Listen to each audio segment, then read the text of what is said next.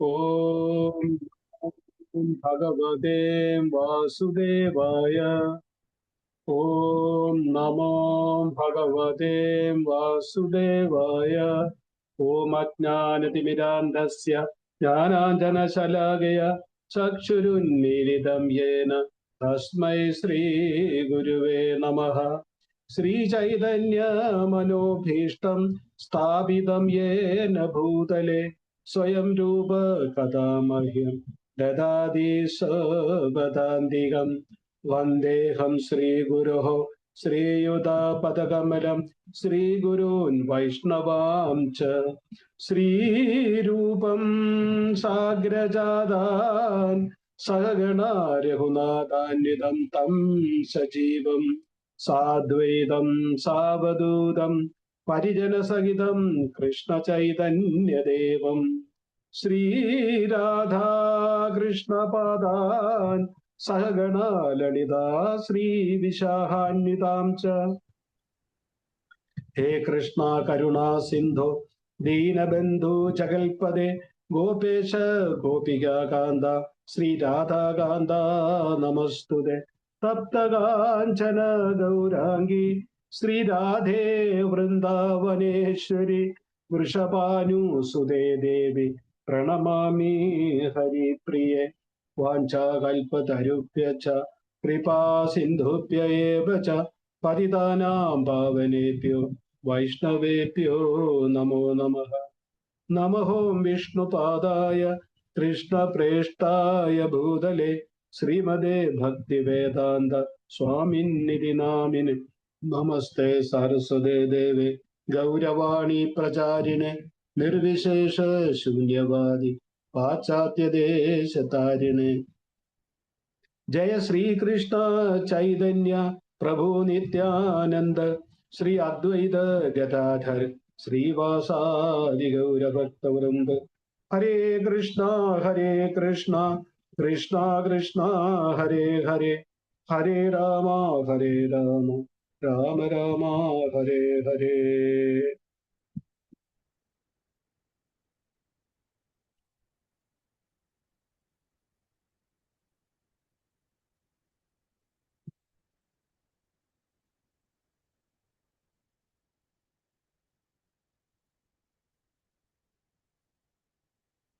ഹരേ കൃഷ്ണ. എല്ലാ ഭക്തജനങ്ങൾക്കും സുസ്വാഗതം. എല്ലാവർക്കും പ്രണാം. നമ്മൾ നേരെ ക്ലാസ്സിലോട്ട് കിടക്കുകയാണ്. നമ്മുടെ 7ാമത്തെ അധ്യായത്തിന്റെ സ്റ്റാർട്ടിങ്ങിലാണ്. അപ്പൊ കഴിഞ്ഞ ക്ലാസ്സിൽ നമ്മൾ ചർച്ച ചെയ്തത് നാരദമുനിയുടെ കഴിഞ്ഞ ജന്മത്തെക്കുറിച്ചും അദ്ദേഹത്തിന്റെ ആ ദിവ്യ ജന്മത്തിൽ നിന്ന് നമുക്ക് എന്തൊക്കെ പഠിക്കാൻ കഴിയും എന്നുള്ളതായിരുന്നു നമ്മൾ കഴിഞ്ഞ ക്ലാസ്സിൽ ചർച്ച ചെയ്തത്. നാരദമുനിയുടെ കഴിഞ്ഞ ജന്മത്തിൽ നമുക്ക് ഒരുപാട് കാര്യങ്ങൾ പഠിക്കാൻ നമ്മൾ വിശദമായിട്ട് ചർച്ച ചെയ്തെങ്കിലും അതിൽ ഏറ്റവും മഹത്തായ കാര്യം, നമ്മൾ ഏറ്റവും കൂടുതൽ അട്രാക്ട് ചെയ്യുന്ന കാര്യം എന്ന് പറഞ്ഞു കഴിഞ്ഞാല് ഭഗവാൻ ഒരിക്കലും തൻ്റെ ഭക്തരോട് അനീതി കാണിക്കില്ല. ആ വിശ്വാസം ഓരോ ഭക്തന്റെ മനസ്സിൽ ഏത് സമയത്തും ഉണ്ടായിരിക്കണം. അതായത് ഒരു ഭക്തന്റെ ജീവിതത്തില് പുറമേ നിന്ന് നോക്കുമ്പോൾ പലതരത്തിലുള്ള ബുദ്ധിമുട്ടുകൾ കാണാൻ പറ്റും. പലതരത്തിലുള്ള പ്രശ്നങ്ങൾ. ചിലപ്പോൾ സാമ്പത്തിക പ്രശ്നമായിരിക്കും, ദാമ്പത്യ പ്രശ്നമായിരിക്കും, കുടുംബ പ്രശ്നങ്ങളായിരിക്കാം, ആരോഗ്യ പ്രശ്നങ്ങളായിരിക്കാം. ഇങ്ങനെ പലതരത്തിലുള്ള പ്രശ്നങ്ങൾ വീണ് നോക്കും. അപ്പൊ പലപ്പോഴും പലരും ചോദിക്കാറുണ്ട്, ഈ വ്യക്തി ഇത്രയധികം ഭക്തി ചെയ്തിട്ടും ഇവരുടെ ജീവിതത്തിൽ എന്തിനാണ് ഇത്ര അധികം ബുദ്ധിമുട്ട് വരുന്നത്, എന്തുകൊണ്ടാണ് ഇത്രയും ബുദ്ധിമുട്ട് വരുന്നതെന്ന്. അത് ആരുടെ ജീവചരിത്രത്തിലാണെന്ന് ഭാഗവത്തിലെ കൊണ്ടുള്ളതാണത്. പ്രഹ്ലാദ് മഹാരാജിന്റെ അല്ല. പ്രഹ്ലാദ് മഹാരാജിന്റെ എന്റെ ചരിത്രം പോലും ആരോടെങ്കിലും പറഞ്ഞാൽ അവര് കൃഷ്ണഭക്തി വരില്ല എന്ന് പറഞ്ഞിട്ട് പറയുന്നുണ്ട്. പക്ഷെ എന്തൊക്കെ വിഷമമുണ്ടെങ്കിലും ആ ഭക്തനറിയാം തൻ്റെ ആധ്യാത്മികതമായ ഉന്നതിക്ക് വേണ്ടി ഭഗവാൻ തയ്യാറാക്കുന്ന ഓരോ പദ്ധതികളാണ് എൻ്റെ ജീവിതത്തിൽ വരുന്ന ബുദ്ധിമുട്ടുകളെന്ന്. യദ്ദേഹോ വൈഷ്ണവർ വ്യവഹാര ദുഃഖ നിശ്ചയജാനിക സ പരമാനന്ദ സുഖ ബാഹിരെ വിഷജാല വൈവിധരെ ആനന്ദമായി കൃഷ്ണപ്രേമര അത്ഭുത ചരിത. അതായത് യദ്ദേഹ എപ്പോൾ കാണുന്നു, വൈഷ്ണവർ വ്യവഹാര ദുഃഖ, ഒരു വൈഷ്ണവന്റെ ഒരു കൃഷ്ണഭക്തന്റെ ജീവിതത്തിൽ ദുഃഖം കാണുമ്പോൾ നിശ്ചയജാനിക തീർച്ചയായിട്ടും ഇത് വിചാരിച്ചു കൊള്ളുക, സേ പരമാനന്ദ സുഖം, ഉള്ളില് അവൻ പരമാനന്ദ സുഖം അനുഭവിക്കുന്നു. അതായത് ഒരു വൈഷ്ണവന്റെ ജീവിതത്തിൽ ദുഃഖങ്ങളും കഷ്ടപ്പാടുകളും കാണുമ്പോൾ അദ്ദേഹം യഥാർത്ഥത്തിൽ പരമാനന്ദത്തിൽ തന്നെ ഉറപ്പായി മനസ്സിലാക്കുക. പുറമെ നിന്ന് നോക്കുമ്പോൾ വിഷം കത്തിക്കുന്നത് പോലെയുള്ള വേദന അനുഭവിക്കുന്നതായി തോന്നാം. എന്നാൽ ഉള്ളിൽ അദ്ദേഹം ശ്രീകൃഷ്ണ പ്രേമത്തിന്റെ അനിർവചനീയമായ ആനന്ദത്തിൽ നിലനിൽക്കുകയാണ്. ഇതാണ് കൃഷ്ണപ്രേമത്തിന്റെ അത്ഭുത സ്വഭാവം. ഈ ശ്ലോകം പറയുന്നത് ശുദ്ധഭക്തൻ പുറമേ ദുരിതങ്ങൾ അനുഭവിക്കുന്നതായി തോന്നിയാലും ഭഗവാൻ ശ്രീകൃഷ്ണനോട് അചഞ്ചലമായ പ്രേമം കാരണം അദ്ദേഹത്തിന്റെ അന്ധക്കരണം ദിവ്യമായ ആനന്ദം കുറഞ്ഞുകൊണ്ട് നിറഞ്ഞിരിക്കുന്നതാണെന്നറിയാം. കാരണം ദുഃഖം വരുമ്പോൾ മനസ്സിലാകും, ഞാൻ ഒരു വിഷ്ണു ഭക്തൻ ആ ദുഃഖത്തെ കാണുന്നത് എന്തെങ്ങനെയാണെന്ന് ചോദിച്ചു കഴിഞ്ഞാൽ, ഞാൻ എൻ്റെ കഴിഞ്ഞ ജന്മങ്ങളിൽ വളരെയധികം പാപങ്ങൾ ചെയ്തു. ആ പാപങ്ങളുടെ ഫലം എത്രമാത്രം തീവ്രമാണോ, എത്രമാത്രം വലുതായിട്ടാണോ ഞാൻ അനുഭവിക്കേണ്ടത്, കൃഷ്ണ കൃപ കൊണ്ട്, കൃഷ്ണന്റെ ദയ കൊണ്ട്, കൃഷ്ണന്റെ കരുണ കൊണ്ട് ഇത്രയായിട്ടല്ലേ തന്നുള്ളൂ. ആ കൃഷ്ണൻ എന്റെ കൂടെ ഉണ്ടെന്നുള്ള ആ ബോധം കൊണ്ട് ആ വ്യക്തി തീർച്ചയായിട്ടും ആനന്ദം അനുഭവിക്കും. നോക്കുന്നത് ഒരു ഡോക്ടർ ഒരു കുട്ടിക്ക് ഇഞ്ചക്ഷൻ എടുക്കുമ്പോൾ ആ കുട്ടി മുഖം കരയും, വേദന എടുക്കും, കരയും. എന്നാൽ ആ വേദന കൊണ്ടാണ് ആ രോഗിയുടെ കുട്ടിയുടെ അസുഖം മാറുന്നത്. അതുപോലെയാണ് ഭക്തന്റെ ജീവിതത്തിൽ ദുഃഖം വരുമ്പോൾ ഭക്തൻ വിചാരിക്കുന്നതാണ്, എന്റെ ഓരോ പാപങ്ങളും ഇല്ലാതായിക്കൊണ്ടിരിക്കുകയാണ്. ഇപ്പൊ ഞാൻ പാപം ചെയ്യുന്ന നിർത്തി, ഞാൻ 4 നിയമങ്ങൾ അനുസരിക്കുന്നുണ്ട്, ഹരേകൃഷ്ണ മന്ത്രം ജപിക്കുന്നുണ്ട്, ഞാൻ പാപകൃത്യങ്ങളൊന്നും ചെയ്യുന്നില്ല എങ്കിൽ എന്റെ അക്കൗണ്ടിലുള്ള ഓരോ പാപങ്ങളും ഓരോ ദുഃഖം അനുഭവിക്കുന്ന അനുസരിച്ച് അത് കുറഞ്ഞുകൊണ്ടിരിക്കുകയാണ്. അതായത് അത് പിന്നെന്ന് പറഞ്ഞാൽ ഭഗവാൻ എന്തിനാ ചെയ്യുന്ന പറഞ്ഞാൽ, എത്രയധികം നമ്മൾ ഭൗതികമായ ബുദ്ധിമുട്ടുകളും ദുഃഖങ്ങളും വരുന്നോ അത്രയധികം നമുക്ക് ജീവിതത്തോട് വിരക്തി ഉണ്ടാകും. എന്തിനായി ജീവിതം തോന്നിപ്പോവും. എത്രമാത്രം ജീവിതത്തോട് വിരക്തി തോന്നുന്നോ അത്രമാത്രം നമുക്ക് കൃഷ്ണനോട് ആസക്തി തോന്നും. ഒരു കാര്യം മനസ്സിലാക്കിക്കൊണ്ട് ജീവിതത്തിൽ കൃഷ്ണഭക്തിയിൽ ഭൗതികമായ ആസക്തിയും കൃഷ്ണവന്റെ ഭക്തിയും ഒന്നിച്ചൊരിക്കലും പോകത്തില്ല. ചരിത്രത്തിൽ, ശാസ്ത്രത്തിൽ അങ്ങനെ ഒന്നില്ല. വലിയ വലിയ രാജാക്കന്മാര് നോക്കുക, ഋഷിവര്യന്മായ ഋഷിതുല്യരായ രാജാക്കന്മാര്, രാജർഷികൾ എന്ന് പറയുന്നത് പരീക്ഷിത് മഹാരാജായാലും അംബരീഷ് മഹാരാജായാലും യുധിഷ്ഠിർ മഹാരാജാവായാലും ഇവരൊക്കെ, അതുപോലെ ഒരുപാട് പേരുണ്ട്, ചിത്രകേതു. ഈ രാജാക്കന്മാർക്കൊന്നും ആ കസേരയോടോ രാജഭോഗങ്ങളോടോ ഒരു തരത്തിലുള്ള ആസക്തിയും ഇല്ലായിരുന്നു. ആർക്കെല്ലാം ആസക്തി ഉണ്ടായിരുന്നോ അവർക്കൊന്നും കൃഷ്ണഭക്തി ചെയ്യാൻ കഴിഞ്ഞിട്ടില്ല. ദുര്യോധനായാലും ശരി, ബാക്കി എത്രയോ പേരുണ്ട്. അപ്പം ഇത്രയധികം നമ്മൾ ഭഗവാൻ, എത്രയധികം നമ്മുടെ ജീവിതത്തിൽ ബുദ്ധിമുട്ട് വരുന്നോ അത്രയധികം നമ്മൾ ഭഗവാനോട് അടുക്കും. ഇപ്പൊ നാരദമുനി ഇവിടെ ചോദിക്കുന്ന ചോദ്യം അതായത് ശുഗഗോസ്വാമികൾ ചോദിക്കുന്നത് നാരദമുനി വ്യാസഭഗവാൻ നാരദമുനിയുടെ ഗുരുവിനോട് ചോദിക്കുന്നത്, അതായത് ഇതിന് ശേഷം എന്ത് സംഭവിച്ചു? അമ്മ മരിച്ചു, ഭക്തിവേദാന്തികളെല്ലാം പോയി, പിന്നെ അദ്ദേഹം നിങ്ങൾ എന്താണ് ചെയ്തത്? വളരെ മനോഹരമായ ശ്ലോകമുണ്ട്. 1-ാമത്തെ അധ്യായത്തില് 6-ാമത്തെ സ്കന്ധത്തിലെ 25-ാമത്തെ ശ്ലോകമാണ്. നാമാനി അനന്തസ്യ ഹതത്രപ പഠാൻ മുഖ്യാനി ഭദ്രാണി കൃതാനി സ്മരൻ ഗാംഭര്യടൻ തുഷ്ടമനാഗതസ്പൃഹ കാലം പ്രതീക്ഷന്തി തതോ വിമത്സരഃ. നമ്മുടെ ഈ കഴിഞ്ഞ ക്ലാസ്സുകളിൽ നമ്മൾ ആ സമ്മറി പറഞ്ഞ് നിർത്തിയത് കൊണ്ട് ഇനി അടുത്ത ക്ലാസ് മുതൽ എല്ലാവരും ഭാഗവതം കൊണ്ടിരുന്നാൽ നല്ലതായിരുന്നു. ഈ ശ്ലോകത്തിൽ നാരദമുനി പറയുന്ന 5 ഗുണങ്ങൾ എല്ലാ ഭക്തരിലും ഉണ്ടായിരിക്കണം. അദ്ദേഹം പറഞ്ഞ എന്തുവാണ്? നാമാന്യ അനന്ത്യസ്യ ഹൃതത്രപ പഠാൻ, നാമാനി അനന്തസ്യ ഹതത്രപ പഠാൻ. അതായത് ഭഗവാന്റെ മംഗളവും അതിഗൂഢവുമായ ദിവ്യലീലകളെ നിരന്തരം സ്മരിച്ചുകൊണ്ടിരുന്നു. അതായത് നമ്മള് ഇവിടെ നാരദമുനി ഭക്തിയിൽ വന്നു, അമ്മ മരിച്ചു, വേദാന്തികൾ പോയി. അതിനുശേഷം ആ ശരീരം ഉപേക്ഷിക്കുന്നവരെ എന്ത് ചെയ്തു എന്നുള്ളത് നമ്മൾ ഓരോരുത്തരും ഭക്തിയിൽ വരുമ്പം നമ്മുടെ ജീവിതം ഇങ്ങനെ പോവുകയാണ്. ചിലപ്പോൾ ഉയർച്ച, ചിലപ്പോൾ താഴ്ച, ബുദ്ധിമുട്ടുകളൊക്കെ വരുമ്പോഴും ശരി, നമ്മൾ എന്താണ് ചെയ്യേണ്ടത്? നാരദമുനി എന്ത് ചെയ്തു? ഈ 5 കാര്യങ്ങൾ നമ്മളും ചെയ്യണം.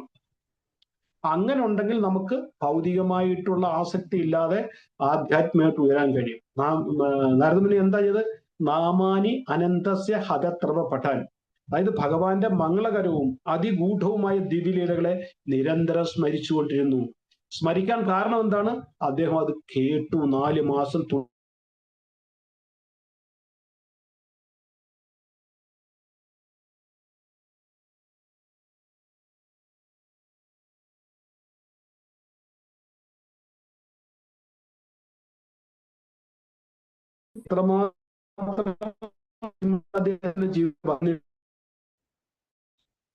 അമ്മ മരിച്ചു, വേറെ ആരും നോക്കാനില്ല, 5 വയസ്സുള്ള ബാലനായിട്ട് ചൊല്ലി പരിപൂർണ സംതൃപ്തനായിരുന്നു.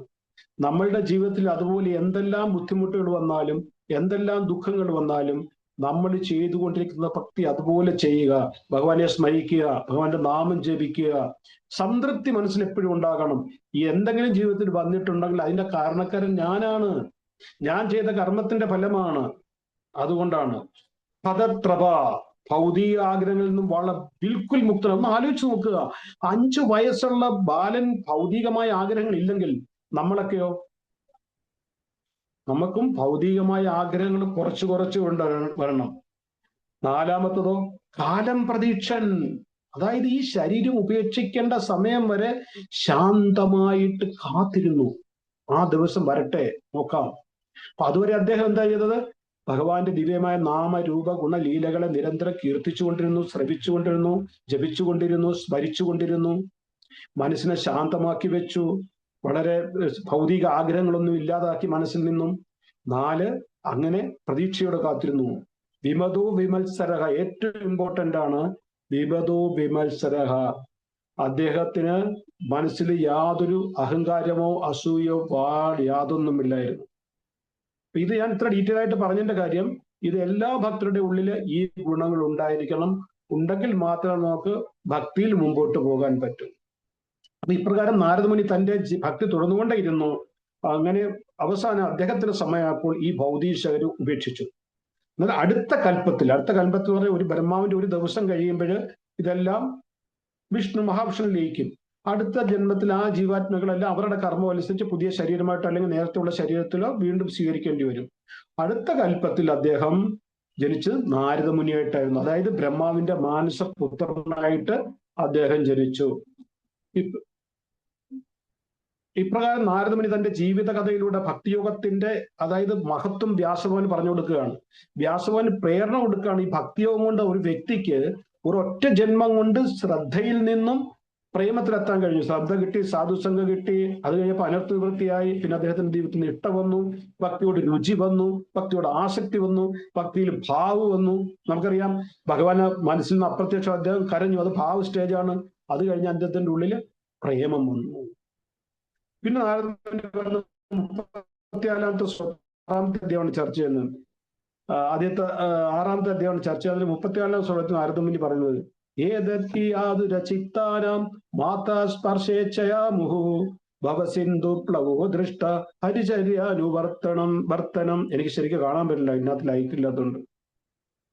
അപ്പൊ ഭൗതിക ജീവിതം നയിക്കുന്ന ഒരു വ്യക്തി എപ്പോഴും ഏതഹി ആതുര ചിത്താനാം, അവരുടെ മനസ്സ്, അവരുടെ ചിത്തം എപ്പോഴും ഉത്കണ്ഠകളാലും മനോവ്യതകളാലും ആകുല ചിത്തമായിരിക്കും. ആര്? ഭൗതിക ജീവിതം മാത്രം, ആധ്യാത്മികം ഒട്ടുമില്ലാതെ ഭൗതിക ജീവിതം മാത്രം നയിക്കുന്ന ഒരു വ്യക്തിയുടെ മനസ്സ് ഏതഹി ആതുര ചിത്താനാം, അതായത് എപ്പോഴും അവർ ഉത്കണ്ഠ മനോവേദത്തിലായിരിക്കും. എന്തുകൊണ്ട്? മായാസ്പർശ ഇച്ഛയ. മായ എന്ന് പറഞ്ഞാൽ ഇന്ദ്രിയ വിഷയങ്ങൾ, സ്പർശ എന്ന് പറഞ്ഞാൽ ഇന്ദ്രിയങ്ങൾ, ഇച്ഛ തന്റെ ഇന്ദ്രിയങ്ങളെ ഇന്ദ്രിയ വിഷയങ്ങളുമായി കണക്ട് ചെയ്യാനുള്ള ആഗ്രഹങ്ങൾ നിമിത്തം. പറഞ്ഞതിന്റെ അർത്ഥം ഒന്നുകൂടെ ഞാൻ വിശദമാക്കാം. മാത്ര സ്പർശ ഇച്ഛയ. മാത്രം എന്ന് പറഞ്ഞ ഇന്ദ്രിയമായ വിഷയം. ഇന്ദ്രിയ വിഷയങ്ങൾ, ഇന്ദ്രിയങ്ങൾ ഏതൊക്കെ? കണ്ണ്, മൂക്ക്, നാക്ക്, ചെവി ഒക്കെ.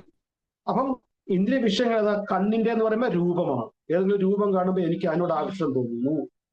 ചെവി എന്ന് പറയുന്നത് എന്തിനെ കുറിച്ചെങ്കിലും കേൾക്കുമ്പോൾ എന്താ അടിപൊളി സിനിമയായിരുന്നു, എന്താ നല്ലായിരുന്നു, അത് കാണണം എന്നുള്ള ആഗ്രഹം. നാവ് രുചിക്കാനുള്ള ആഗ്രഹം, മൂക്ക് മണക്കാനുള്ള ആഗ്രഹം, ഇതൊക്കെ സ്പർശിക്കാനുള്ള ആഗ്രഹം. ഇത് ഇന്ദ്രിയങ്ങള്, രൂപം, ഗുണം, ഗന്ധം, സ്പർശ, ഇതെല്ലാം ഇന്ദ്രിയ വിഷയങ്ങളാണ്. അപ്പൊ ഈ ഇന്ദ്രിയങ്ങൾ ഇന്ദ്രിയ വിഷയങ്ങളുമായിട്ട് കണക്ട് ചെയ്യാനാണ് ഈ ജീവിതം മൊത്തം മനുഷ്യൻ പാഴാക്കുന്നത്. തന്റെ ജീവിതത്തിലെ സുപ്രധാനമായ കാലഘട്ടം മൊത്തം ഒരു വ്യക്തി ചെലവാക്കുന്നത് എന്തിനാന്ന് ചോദിച്ചു കഴിഞ്ഞാൽ ഈ ഇന്ദ്രിയ വിഷയങ്ങൾ ഇന്ദ്രിയങ്ങളുമായിട്ട് കണക്ട് ചെയ്യാൻ വേണ്ടിയിട്ടാണ്. അതും എങ്ങനെയാണ്? മുഹു, നിരന്തരമായി, എല്ലായ്പ്പോഴും. അതുകൊണ്ട് അവര് ആതുരഹ, ആതുര എന്ന് പറയാൻ ആങ്ഷൈറ്റി, എപ്പോഴും. അതൊന്ന് ആലോചിച്ച് നോക്കുക. ഈ ഭൗതികമായ ലോകത്തിൽ നമ്മൾ ശരിക്കൊന്ന് നോക്കിക്കഴിഞ്ഞാൽ നമുക്കിവിടെ ഒരു ചുക്കുമില്ലെന്ന് മനസ്സിലാവും. കാരണം ഭൗതികമായ ആഗ്രഹങ്ങൾ നമ്മൾ ആഗ്രഹിക്കും, എല്ലാവരും ആഗ്രഹിക്കും. അത് കിട്ടിക്കഴിഞ്ഞാൽ തൃപ്തി ഉണ്ടാവും? ഇല്ല. വീണ്ടും വേണമെന്നുള്ള ആഗ്രഹം. കിട്ടിയില്ലെങ്കിലോ അത് ക്രോധം. ഇനി അത് വേറൊരാൾക്ക് കിട്ടി, എനിക്ക് കിട്ടിയില്ലെങ്കിലോ അസൂയ. ഇനി എനിക്ക് കിട്ടി വേറൊരാളിന് കിട്ടിയില്ലെങ്കിലോ? പ്രൗഡ്, അഹങ്കാരം. എനിക്കുണ്ട്, എനിക്ക് പിന്നെ 4 എന്താ പറയുന്നത് വീലുള്ള വണ്ടിയുണ്ട്, അവന്റെ 2 വീലുള്ള വണ്ടിയുണ്ട്. അവന്റെയും 4 വീലുള്ളത് എന്റെ 2 വീലാണെങ്കിൽ അവന് കാറുണ്ട്, എന്റെ സ്കൂട്ടറുള്ള. അസൂയ. എന്റെ ചെറിയ വീടാണ് അവന്റെ വലിയ വീടാണ്, അല്ലെങ്കിൽ എന്റെ വലിയ വീടാണെങ്കിൽ എന്റെ അഹങ്കാരം. അപ്പൊ ഒരിക്കലും ശാന്തത മനസ്സിന് കിട്ടത്തില്ല. അതാണ് ഇവിടെ പറഞ്ഞത്, മാത്രാസ്പർശ ഇച്ഛയ മുഹു ആതുരഹ. ആ ആങ്ഷറ്റി ഒരിക്കലും തീരില്ല. കിട്ടിക്കഴിഞ്ഞാൽ വീണ്ടും വേണം, കിട്ടിയില്ലെങ്കിൽ ക്രോധം. വേറെ ആർക്കെങ്കിലും കിട്ടി എനിക്ക് കിട്ടിയില്ലെങ്കിൽ അസൂയ, എനിക്ക് കിട്ടി വേറെ ആർക്ക് കിട്ടിയില്ലെങ്കിൽ അഹങ്കാരം. അങ്ങനെ ജീവിതം മൊത്തം പാഴാക്കും. ഈ ആങ്ഷറ്റി അവരെ മുക്കി താഴ്ത്തും. എവിടെ? ഭവസിന്ധു, ഈ ഭവസാഗരത്തിൽ. പറഞ്ഞ എന്ത് എന്ത് എന്ത് മനോഹരമായിട്ടാണ് പറയുന്നത്. ആ ശ്ലോകം ഒന്നുകൂടെ ഒന്ന് നോക്കുക. ഏതത് ഹി ആതുരചിത്തന മാത്ര സ്പർശേച്ഛ മുഹു. അതായത് ഇന്ദ്രിയ സുഖത്തിന് വേണ്ടി പരക്കം പായുന്ന മനുഷ്യൻ, അതായത് നിരന്തരം, ഒരു ദിവസം കൊണ്ട് തീരുന്നില്ല, ഒരു ജന്മം, ഒരു വർഷം കൊണ്ട് തീരുന്നില്ല, ജീവിതം മൊത്തം ഇന്ദ്രിയ വിഷയങ്ങൾക്ക് വേണ്ടി പാഞ്ഞ് അത് കിട്ടിയാലും കിട്ടിയില്ലേലും ആങ്ഷൈറ്റി, ഇനിയും വേണം, EMI കൊടുക്കണം, മറ്റെടുത്ത് കടം, അത് ഇത് മറിച്ചത്. അങ്ങനെ ഈ ഭവസാഗരത്തിൽ മുങ്ങി താഴുകയാണ് മനുഷ്യർ. അവര് മുങ്ങി താഴ്ന്നവർക്ക് രക്ഷപ്പെടാൻ എന്താ വഴി? പരിചര്യാനുവർത്തനം. അതിനുള്ള ശക്തി എന്ന് പറഞ്ഞു കഴിഞ്ഞാൽ, അതായത് ഇപ്പൊ ഒരു സമുദ്രത്തിൽ ഒരു വ്യക്തി വീട് കഴിഞ്ഞു കഴിഞ്ഞാൽ സമുദ്രത്തിൽ നിന്ന് രക്ഷപ്പെടാൻ എന്താണ് വഴി? അതേപോലെ ഈ ഭവസാഗരത്തിൽ വീഴുന്ന വ്യക്തിക്ക് രക്ഷപ്പെടാൻ ഒരു വഞ്ചി വേണം, അതിശക്തിയുള്ള ഒരു വഞ്ചി വേണം, അതൊരു തോണി വേണം. അതാണ് ഭവസിന്ധു പ്ലവോദൃഷ്ട. എന്താണ് ആ ബോട്ട്? ഈ ഭവസാഗരം കടക്കാനുള്ള ബോട്ട്. ഹരിചര്യാനുവർത്തനം. ഭവസിന്ധു പ്ലവോദൃഷ്ട എന്ന് പറഞ്ഞു കഴിഞ്ഞാൽ ഈ ഭവസാഗരം കടക്കാൻ വേണ്ടിയുള്ള ഒരു ഉപാധി. അതെന്താണ്? ഹരിചര്യാനുവർത്തനം. ഭഗവാൻ ഹരിയുടെ ലീലകൾ നിരന്തരം അനുവർണ്ണനം, നിരന്തരം പാരായണം ചെയ്യണം. നിരന്തരം പായണം. ഭാഗവതം വായിക്കണം, നിരന്തരം ഭാഗവതം വായിക്കണം. ഹരിനാമം ജപിക്കുമ്പോൾ നമ്മൾക്ക് അതിനുള്ള ശക്തി കിട്ടും. ഈ ഭൗതിക സിന്ധു, ഈ ഭൗതിക സമുദ്രം തരണം ചെയ്യാനുള്ളത്. ഈ ഭൗതിക സാഗരത്തിൽ നിന്ന് എങ്ങനെ വെളിയിൽ കടക്കാനുള്ള ഒരേ ഒരു വഴിയെക്കുറിച്ചാണ് നാരദമുനി വ്യാസഭഗവാനോട് പറഞ്ഞത്. എന്തിനാണ്? അതിനുള്ള ഒരു ഗ്രന്ഥം രചിക്കണം. ഇവിടെ ചോദ്യം മറക്കരുത്. ചോദ്യം എന്താണ്? ശ്രീമദ് ഭാഗവത്തിന്റെ ഇതിഹാസം. അല്ല, അത് തുടങ്ങിയിട്ടില്ല. ഇത് നാരദമുനി തന്നെ കഴിഞ്ഞ ഇതിനെക്കുറിച്ച്, ഭക്തി യോഗത്തിനെ കുറിച്ച് പറയാം. മാത്രമല്ല നാരദമുനി പറയുന്നത്, ഒരു വ്യക്തിയുടെ ജീവിതത്തിൽ വരുന്ന അഥവാ വന്നേക്കുന്ന എല്ലാവിധ ക്ലേശങ്ങൾക്കുള്ള ഒരേ ഒരു സൊല്യൂഷൻ എന്ന് പറയുന്നത് കൃഷ്ണകഥയുടെ നിരന്തര ശ്രവണവും പാരായണവുമാണ്. അല്ലാതെ വേറൊരു വഴിയുമില്ല. ഒരു വ്യക്തിയുടെ ജീവിതത്തിൽ ഉണ്ടാകുന്ന ബുദ്ധിമുട്ട് ആ വ്യക്തി എത്രമാത്രം വേദനിപ്പിക്കും? ഒരു ഭക്തനെ തന്നെ എടുക്കുക. ഒരു ഭക്തന്റെ ജീവിതത്തിൽ ബുദ്ധിമുട്ട് വന്നു. ആ ബുദ്ധിമുട്ട് എന്ത് ബുദ്ധിമുട്ടുവാ? എന്തെല്ലാം ബുദ്ധിമുട്ട് പതിയിട്ടുള്ളത്? ഒരു ബുദ്ധിമുട്ട് വന്നു കഴിഞ്ഞാൽ ആ ബുദ്ധിമുട്ട് ഒരു വ്യക്തിയെ എത്രമാത്രം വേദനിപ്പിക്കും? ഇത് നിശ്ചയിക്കുന്നത് ആ വ്യക്തി എത്രമാത്രം ഭഗവാനെ ആശ്രയിക്കുന്നു എന്നനുസരിച്ചായിരിക്കും.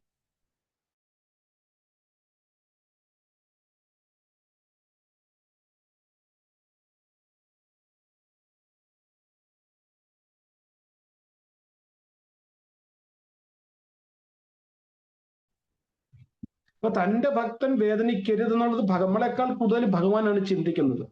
അപ്പൊ എത്ര നമ്മള് കൂടുതൽ ഭഗവാനോട് അടുക്കുന്നോ, ഭഗവാന് നമ്മൾ സറണ്ടർ ആയിരിക്കുന്നോ, അത്രയും കൂടുതൽ നമ്മുടെ വേദന നമ്മുടെ ജീവിതത്തിൽ അനുഭവപ്പെടുന്ന കുറച്ചായിരിക്കും.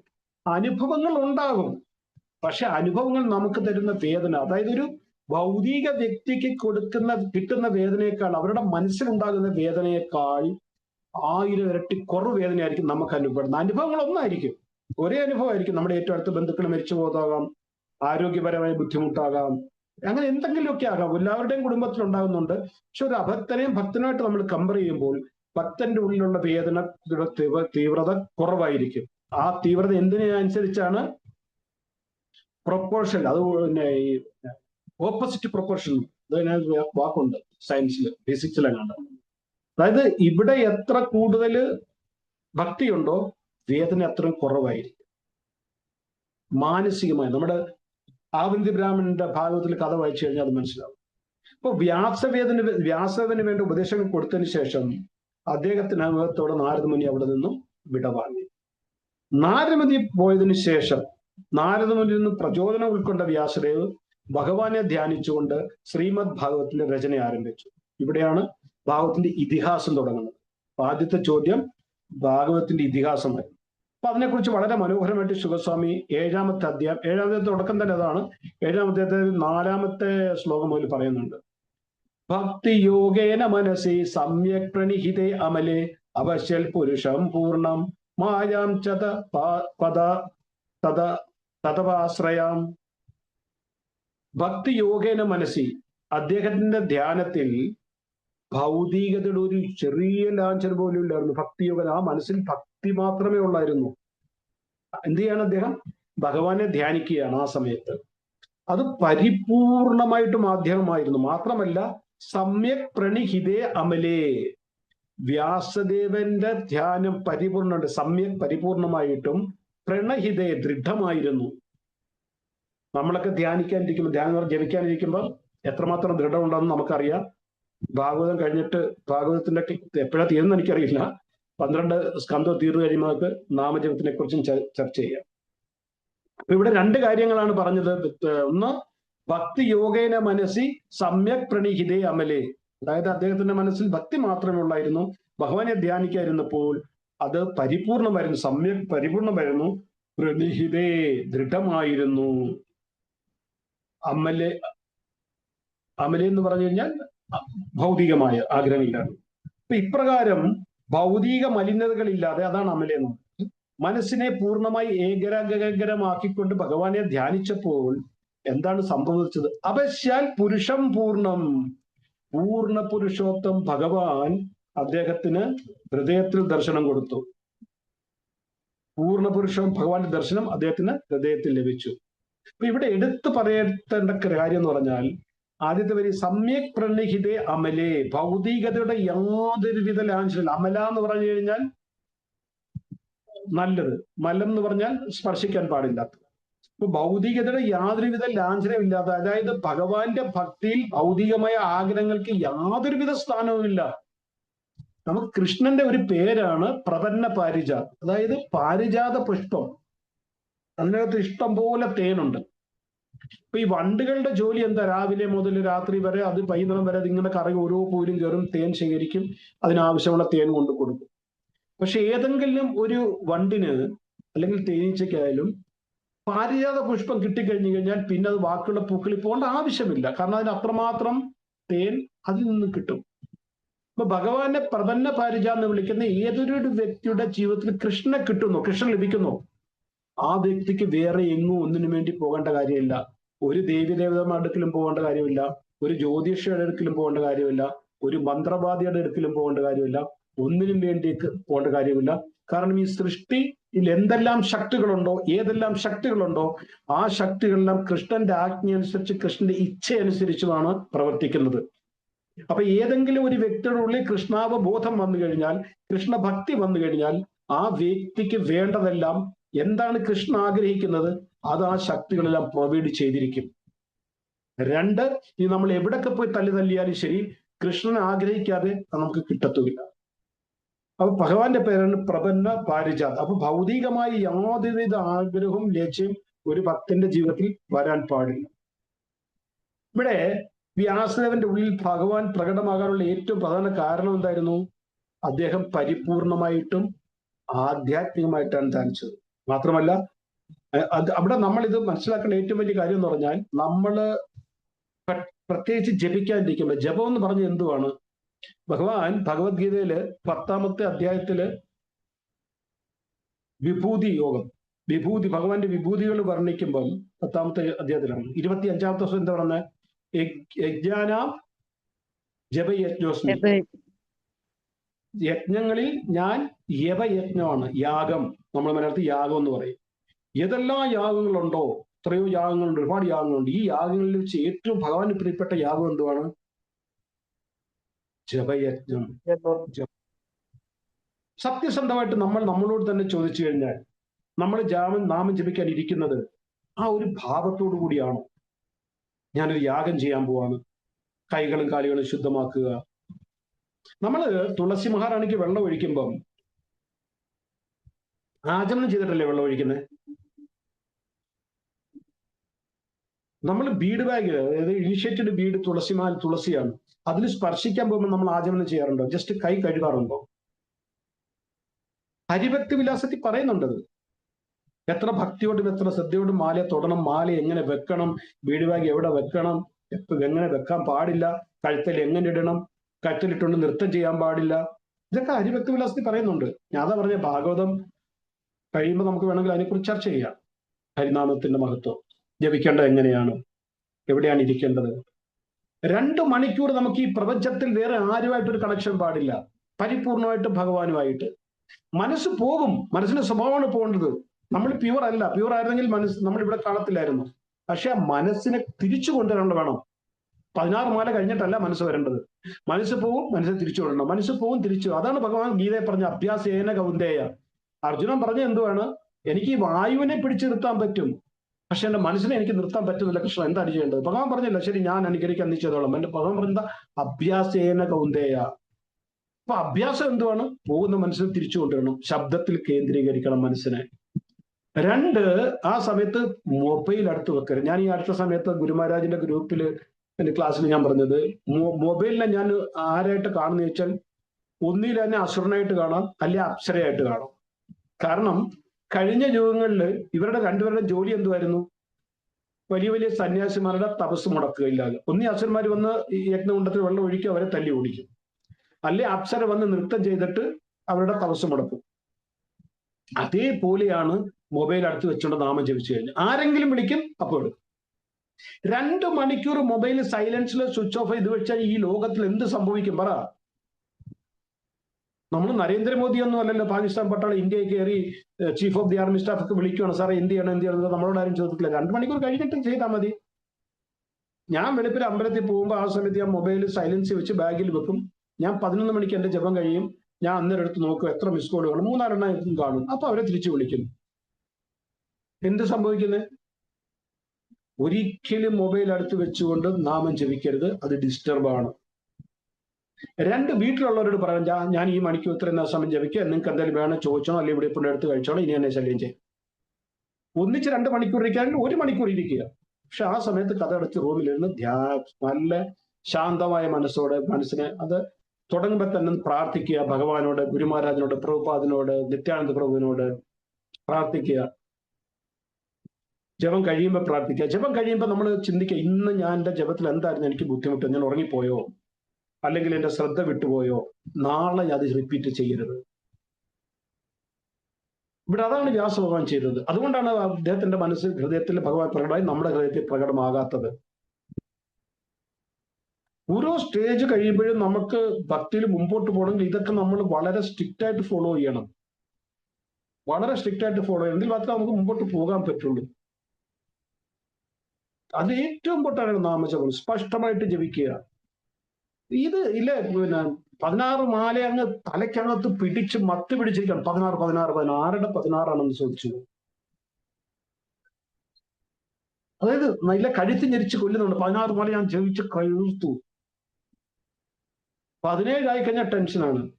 ആ കൗണ്ടറിലോട്ട് എപ്പോ, അയ്യോ 8 ആയല്ലോ, സമയം 9:30 ആയല്ലോ. ഇവിടെ സമയത്തിനല്ല പ്രാധാന്യം, ജപത്തിനാണ് പ്രാധാന്യം. ചിലപ്പോൾ 6.5 മിനിറ്റ് കൊണ്ട് ചെയ്യും, ചിലപ്പോൾ 8.5 മിനിറ്റ് കൊണ്ട് തീരും. ചില ദിവസം അങ്ങനെ ആയിരിക്കും, ചില ദിവസം 7.5 മിനിറ്റ്. എനിക്ക് 8-9 മിനിറ്റ് എടുക്കുന്ന ദിവസം കൊണ്ട് 6.5 മിനിറ്റ് കൊണ്ട് തീരുന്ന ദിവസവും. Don't worry. നമ്മുടെ ഉദ്ദേശം ജപം എന്ന് പറയുമ്പോൾ നമ്മളും ഭഗവാനുമായിട്ട് കണക്ട് ആണ്. ഇവിടെ ഞാനൊരു പ്രാവശ്യം ഒരു ഉദാഹരണം പറഞ്ഞ് ഓർമ്മയുണ്ട്. പട്ടത്തിന്റെ നൂലാണ് ജപം. പട്ടം ഭഗവാനും നമ്മുടെ കയ്യിലെ നൂലാണ്. ആ നൂല് പൊട്ടിക്കഴിഞ്ഞാൽ നമ്മൾ ഭഗവാനും ദൂരെ പോവും, അല്ലെ ഭഗവാൻ നമ്മളിൽ നിന്ന് ദൂരെ പോവും. ഇപ്പൊ ഇവിടെ പറഞ്ഞതിന്റെ അർത്ഥം, വ്യാസഭഗവാൻ പരിപൂർണമായിട്ടും ഭഗവാനെ ധ്യാനിച്ചു. അതെങ്ങനെ? അതിനോടൊപ്പം ഭഗവാൻ പ്രത്യക്ഷപ്പെട്ടപ്പോ ഭഗവാൻ മാത്രമല്ല, മായാം ചത്തൽ അപാശ്രയാം, ഭഗവാനോടൊപ്പം ഭഗവാന്റെ വേദാംഗ ശക്തി മായയും ദർശിച്ചു. ഇത് കേൾക്കുമ്പോൾ നമുക്ക് എനിക്ക് തോന്നി ഭഗവാൻ എന്തിനാണ് മായാദേവിയോടൊപ്പം വ്യാസദേവൻ ദർശനം കൊടുത്തത്? ഭഗവാന് ഭാഗവതം എടുത്തു കഴിഞ്ഞാൽ 100 കണക്കിന് ആൾക്കാർക്ക് ദർശനം കൊടുത്തു. എത്രയോ പേർക്ക് ദർശനം കൊടുത്തു. ഗുരു മഹാരാജിന് കൊടുത്തു, പിന്നെ പരീക്ഷിത് മഹാരാജിന് കൊടുത്തു, പരീക്ഷിതല്ല പ്രഹ്ലാദ് മഹാരാജിന് കൊടുത്തു, ചിത്രകേതുവിന് കൊടുത്തു, എത്ര പേർക്ക് കൊടുത്തു. എവിടെങ്കിലും നിങ്ങൾ കേട്ടിട്ടുണ്ടോ മായാം ചതൽ അപാശ്രയാം, മായയോടൊപ്പം കൊടുത്തുനിന്ന്? ഇവിടെ വ്യാസഭഗവാന്റെ മുന്നിൽ മായയായിട്ട് വന്ന എന്തിനാണ്? അതിനെ അടുത്ത ശ്ലോകത്തിൽ, അത് 5-ാമത്തെ ശ്ലോകത്തില് ശുഗോസ്വാമി പറയുന്നു, ഏയാ സമ്മോഹിതോ ജീവ ആത്മാനാം ത്രിഗുണാത്മകം പരോപി മനുദേ അനർത്ഥം തത്കൃതം ചാഭിപദ്യതേ. വളരെ മനോഹരമായിട്ട്, ഏയാ സമ്മോഹിതോ ജീവ, ജീവ എന്ന് പറഞ്ഞാൽ ഇവിടെ ജീവാത്മാക്കളെ കുറിച്ചാണ്. അതായത് ആരാലാണോ ജീവസത്തകൾ വ്യാമോഹിതരാകുന്നത്, ആരാലാണ് നമ്മൾ വ്യാമോഹിതരാകുന്നത്? മായാദേവിയാൽ. അതാരാണ്? മായാദേവി. യയാ സമ്മോഹിത ജീവ, ആരാലാണോ ജീവാത്മാക്കൾ സമ്മോഹിതരാകുന്നത്, അതുകൊണ്ടാണ്, അതിലൂടെയാണ് ഭഗവാൻ എന്താണ് പറയാൻ ഉദ്ദേശിക്കുന്നത്? ഭഗവാന്റെ നാമരൂപകീർണ ലീലങ്ങൾ അടങ്ങിയ ഒരു ഗ്രന്ഥം രചിക്കാണല്ലോ നാരദമുനി പറഞ്ഞത്. നാരദമുനി പറഞ്ഞിട്ട് പോയെന്താ? ഭഗവാന്റെ നാമരൂപ ഗുണലീലകൾ അടങ്ങിയ ഒരു ഗ്രന്ഥം ജപിക്കാൻ. അതും മായയായിട്ട് എന്താ ബന്ധം? ഭഗവാൻ വ്യാസദേവനെ ഓർമ്മിപ്പിക്കുകയാണ്, ഈ ഭൗതിക ലോകത്തിലുള്ള ഓരോ ജീവാത്മാവും അല്ലെങ്കിൽ എല്ലാ ജീവാത്മാക്കളും മായാഭൃഗത ചേതസ, അവരുടെ ചിത്തം മായ അപഹരിച്ചിരിക്കുകയാണ്. ശരി എന്താണ് തെറ്റെന്താണെന്ന് അവർക്ക് അറിയത്തില്ല, എന്ത് ചെയ്യണമെന്ന് അറിയത്തില്ല, ഭൗതികതയിൽ ഉറങ്ങിക്കിടക്കുകയാണ്. അവരെ ഉണർത്തണം. അതായത് ഭഗവാനെയും ഭക്തിയെയും ഭക്തനെയും വർണ്ണിക്കുന്ന ഒരു ഗ്രന്ഥം രചിക്കുക. മായാദേവിയുടെ റോൾ എന്താണ്? തീർച്ചയായും റോളുണ്ട്. ഭഗവാൻ വ്യാസദേവനെ ഓർമ്മപ്പെടുത്തുകയാണ്, ഏയാ സമ്മോഹിതോ ജീവ, അവർക്ക് ഈ ബന്ധനത്തിലാണ്, അവര് മായയുടെ ബന്ധനത്തിലാണ്. ആ ബന്ധനത്തിൽ നിന്ന് അവർക്ക് എങ്ങനെ രക്ഷപ്പെടണം, അതിനുള്ള ഒരു വഴി നീ അതിനെക്കുറിച്ച് ചിന്തിക്കുക, അതിന് അവരെ പ്രാപ്തരാക്കുന്ന തരത്തിലുള്ള ഒരു ഗ്രന്ഥം രചിക്കുക. ഇതുവരെ എന്തെല്ലാം രചിച്ചോ അത് വായിച്ചിട്ട് അവർക്ക് ഈ മായാഭൃത ചേതസ്സിൽ നിന്ന് വെളിവരാൻ പറ്റില്ല. അപ്പൊ നമ്മളുടെ ജീവിതത്തിലെ ഏറ്റവും വലിയ ദുഃഖത്തിന് കാരണം എന്ന് പറഞ്ഞാൽ നമ്മളുടെ ചിത്തം ചേതസ് മായ അപഹരിച്ചു വെച്ചിരിക്കുകയാണ്. ഞാൻ എന്താണ് ചിന്തിക്കുന്നത് അത് ശരി, ഞാൻ എന്താണ് ചെയ്യുന്നത് അത് ശരി, ഞാൻ അതാണ് ശരി, ഞാൻ ആ ഞാനിൽ നിന്നും വെളി വരണമെന്നുണ്ടെങ്കിൽ ഭാഗവതം വായിക്കണം, ഭാഗവതം കേൾക്കണം. അപ്പൊ ഇവിടെ ഭഗവാൻ മായാദേവിയുടെ ഒപ്പം പ്രത്യക്ഷപ്പെട്ട് വ്യാസഭഗവാന് ദർശനം കൊടുത്തതിന്റെ ഏകമാത്രം ഉദ്ദേശം എന്ന് പറഞ്ഞാൽ വ്യാസഭഗവാനെ റിമൈൻഡ് ചെയ്യിക്കുകയാണ്, സംസാര ദുഃഖത്തിന് കാരണം ഈ മായയാണ്, ഇത് എന്റെ ശക്തിയാണ്. ഈ മായയിൽ നിന്നും വെളിയിൽ വരണമെങ്കിൽ, ഈ മായയുടെ ശക്തിയിൽ നിന്നും വെളിയിൽ വരണമെങ്കിൽ, യഥാർത്ഥ ബോധം കിട്ടണമെന്നുണ്ടെങ്കിൽ, നമ്മൾ കൃഷ്ണന്റെ അംശമാണെന്നുള്ള ബോധം വരണമെങ്കിൽ, നമ്മൾ കൃഷ്ണന്റെ ഭക്തരാണ്, നിത്യസേവകരാണെന്നുള്ള ബോധം വരണമെന്നുണ്ടെങ്കിൽ, നമുക്ക് ഈ ഭൗതിക ലോകത്തിൽ നിന്ന് വെളിയിൽ പോയാൽ നമുക്ക് ആനന്ദം അനുഭവിക്കാൻ കഴിയുകയുള്ളൂ എന്നുള്ള ബോധം വരണമെങ്കിൽ, നമുക്ക് ഭഗവത് ധാമം തിരിച്ചു പോകണം എന്നുള്ള ബോധം വരണമെന്നുണ്ടെങ്കിൽ, കൃഷ്ണ പ്രേമം മാത്രമാണ് എന്റെ ജീവിത ലക്ഷ്യം എന്നുള്ള ബോധം വരണമെന്നുണ്ടെങ്കിൽ ഭാഗവതം വായിക്കണം, ഭാഗവതം കേൾക്കണം. അതിന് ഒത്ത ഒരു ശ്ലോകം നീ രചിക്കാൻ ഭഗവാൻ വ്യാസഭഗവാന് പ്രേരണ കൊടുക്കാൻ വേണ്ടിയാണ് മായാദേവിയോട് പറയുന്നത്. അത് അടുത്ത ശ്ലോകത്തിൽ, അതായത് 6-ാമത്തെ ശ്ലോകം വളരെ മനോഹരമായിട്ട് പറയുന്നുണ്ട്. അനർത്ഥോപശമം സാക്ഷാത് ഭക്തിയോഗം അധോക്ഷജേ ലോകസ്യ അജാനതോ വിദ്വാൻ ചക്രേ സാത്വത സംഹിതാം. അനർത്ഥോ ഉപദേശം ഉപശമം സാക്ഷാൽ, അതായത് അനാവശ്യമായ ഭൗതിക ദുഃഖങ്ങൾ അനുഭവിക്കുന്നു. അനർത്ഥോ ഉപശമം സാക്ഷാൽ. എന്തുകൊണ്ട്? അനർത്ഥങ്ങൾ കൊണ്ട്, നമ്മുടെ ഉള്ളിലുള്ള കാമക്രോധ മോഹ ലോഭങ്ങൾ കൊണ്ട്. ഉപശമം സാക്ഷാത്, അനർത്ഥങ്ങളെ എങ്ങനെ ഇല്ലാതാക്കാം? ഭക്തിയോഗം അധോക്ഷജേ. അധോക്ഷജ എന്ന് പറഞ്ഞാൽ മനസ്സുകൊണ്ടും ഇന്ദ്രിയങ്ങളും കൊണ്ടും മനസ്സിലാക്കാൻ പറ്റാത്തവൻ, അതാരാണോ അതാണ് അധോക്ഷജൻ. ഭഗവാന്റെ ഒരു പേരാണ് അധോക്ഷജൻ. അപ്പൊ ഭക്തിയോഗം അധോക്ഷജൻ, ഭഗവാനിൽ അധോക്ഷജനുള്ള ഭക്തി കൊണ്ട് മാത്രമേ ഈ അനർത്ഥ ഉപശമം സാക്ഷാത്, അതായത് അനാവശ്യമായ ഭൗതിക ദുഃഖങ്ങൾ അനുഭവിക്കുന്ന അനർത്ഥങ്ങൾ കൊണ്ടാണ് ഉള്ളിലുള്ള കാമ ക്രോധ മോഹ ലോഭ മതമാത്സര്യം. അതേ ഞാൻ പറഞ്ഞത്, വേണമെന്ന് ആഗ്രഹിക്കുന്ന കാമം, കിട്ടാതെ വരുമ്പോ ക്രോധം, കിട്ടിയാൽ ലോഭം, എനിക്ക് കിട്ടി മറ്റുള്ളവർക്ക് കിട്ടിയില്ലെങ്കിൽ അഹങ്കാരം, മറ്റുള്ളവർക്ക് കിട്ടി എനിക്ക് കിട്ടിയെങ്കിൽ മത്സരം, മതമാത്സര്യം. അപ്പൊ ഇത് ഇല്ലാതാക്കിയാൽ മാത്രമേ, ഇത് ഉള്ളിൽ നിറഞ്ഞു കിടക്കുകയാണ്, നമ്മുടെ ഹൃദയത്തിൽ ഇങ്ങനെ നിറച്ച് വെച്ചിരിക്കുകയാണ്. ഇത് ഇല്ലാക്കണം. എന്ത് വേണം? ഭക്തിയോഗം അധോക്ഷജേ, ഭഗവാന്റെ ഭക്തി ഉണ്ടാകണം. പിന്നെ പ്രോബ്ലം എന്താ? ആൾക്കാർക്ക് പോയിട്ട് ഭാഗവതം എടുത്ത് വെച്ചിട്ട് വായിച്ചിട്ട് അനർത്ഥങ്ങൾ മാറ്റി വിടുന്ന് പോയാൽ പോരെ. പ്രോബ്ലം എന്താ? ലോകസ്യ അജാനതോ വിദ്വാൻ, സാധാരണ മനുഷ്യർക്ക് അതിനെക്കുറിച്ച് ലോകസ്യ സാധാരണ മനുഷ്യർക്ക് അജാനതോ, അവർക്ക് അറിയില്ല. ചക്രേ സാത്വതം സംഗീതം, ചക്ര എന്ന് പറഞ്ഞാൽ രചിച്ചു, സാത്വത സംഗീതം എന്ന് പറഞ്ഞാൽ ഭഗവാൻ ബന്ധപ്പെട്ട ഈ വേദസാഹിത്യം വ്യാസമുനി രചിച്ചു. ക്ലിയറായോ? വ്യാസഭഗവാൻ എന്തിനാണ് ഭാഗവതം രചിച്ചത്? അതിന്റെ ചരിത്രം പറഞ്ഞപ്പോൾ സുഗോസ്വാമി പറയുന്നത്, അല്ലെ സൂതഗോസ്വാമി ശരണാദികളോട് പറയുന്നത്, ഈ വ്യാസഭഗവാൻ, ചുരുക്കം ഇതാണ്, വ്യാസഭഗവാൻ നാരദമുനി പോയതിനു ശേഷം ഭഗവാനെ ധ്യാനിച്ചു. പരിപൂർണ മനസ്സോടുകൂടി ഭൗതികമായി യാതൊരുവിധ ഇച്ഛകളും ഇല്ലാതെ ധ്യാനിച്ചു കഴിഞ്ഞപ്പോൾ ഭഗവാൻ അദ്ദേഹത്തിന്റെ ഹൃദയത്തിൽ മായാദേവിയോടൊപ്പം പ്രത്യക്ഷപ്പെട്ടു. മായാദേവിയോടൊപ്പം പ്രത്യക്ഷപ്പെട്ട് എന്തിനാണെന്ന് ചോദിച്ചു കഴിഞ്ഞാൽ, ഈ ഭൗതിക ലോകത്തിലെ ആൾക്കാർ അനുഭവിക്കുന്ന ദുഃഖത്തിന് കാരണം എന്ന് പറഞ്ഞു കഴിഞ്ഞാൽ അവരുടെ ചിത്തത്തിലുള്ള ഭൗതികമായ മാലിന്യങ്ങൾ, അനർത്ഥങ്ങൾ കൊണ്ടാണ്. ഈ അനർത്ഥങ്ങൾ കൊണ്ട് അവർ നിരന്തരം കഷ്ടപ്പെടുകയാണ്. ഇതിൽ സുഖം കിട്ടും, അതിൽ സുഖം കിട്ടും, ഇവിടെ കിട്ടും, അവിടെ കിട്ടും എന്ന് പറഞ്ഞ് കുട്ടിക്കാലം മുതൽ. ഇപ്പൊ ഒരാളിനോട് ചോദിക്കുന്നത്, കുട്ടിയോട് ചോദിക്കുന്നത്, എന്തിനാ പഠിക്കുന്നത്? പഠിച്ചെങ്കിൽ വലിയ ആളാകണം. എന്താകണം? ഡോക്ടർ, എഞ്ചിനീയറാണ്. എന്തിന്? ജോലി കിട്ടണം. ജോലിക്ക് എന്തിനാ? പൈസ വേണം. പൈസ എന്തിനാ? സുഖിക്കാൻ. ഇവിടെ പൈസ കിട്ടി സുഖിക്കുന്ന ഒരു വ്യക്തിയുടെ പേര് പറ, ഒരാളുടെ പേര് പറ. ഈ ഭൗതിക ലോകത്തിൽ എല്ലാം തികഞ്ഞ് സുഖം അനുഭവിക്കുന്ന ഒരു വ്യക്തി പറ.